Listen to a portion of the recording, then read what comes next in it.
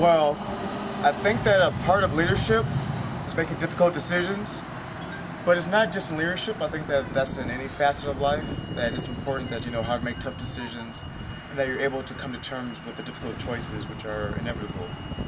With that being said, you know, I think that if you want this life, if you truly want to be successful, if you want to achieve all that you possibly can, difficult decisions are going to come up and they will arise. And when they do, you have to understand that sometimes you may have to sever certain relationships with people, you may have to leave some people behind, because what's relevant is that not everyone has your best interest in mind. So when you find people, and it's important that you surround yourself with people who do care about you and who do want your best interest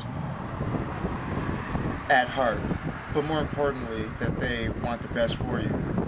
So when you surround yourselves with certain people like that, you may notice that the numbers of people around you will dwindle. For me personally, I try to keep a small circle of friends around me, people who I know will uplift me and make me better and challenge me, and they will refine my skills. However, sometimes that's not even enough. So when I come to terms making difficult decisions, I rely on my support group and that small circle of friends.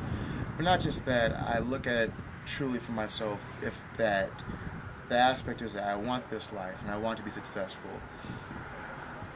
I need to surround myself with people who are also successful, because I think that you pick up on the skills and the attributes of the people who are around you.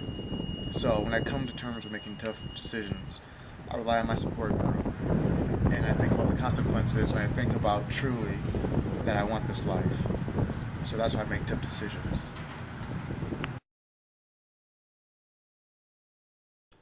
Hey, when I have a difficult decision, definitely feel that as a leader, my first instinct is to consider whether or not my decision pleases the Lord. His son died on the cross for my sins, and I feel like I owe him at least a little bit of something just to do something that pleases him. Next, definitely do want something that pleases myself, something that goes along with my values, my own kind of self-interest, which in my opinion goes along with the group's opinion. And then definitely after that I want to do something that pleases the world, something that makes the world a better place. So there's my order. Thanks. I guess when making decisions, I would first put the world and then God and then myself, because for me, when I make a decision, I try to put myself in the positions of the people that it's going to be affecting my decision, and I tend to go with how it would make them feel best.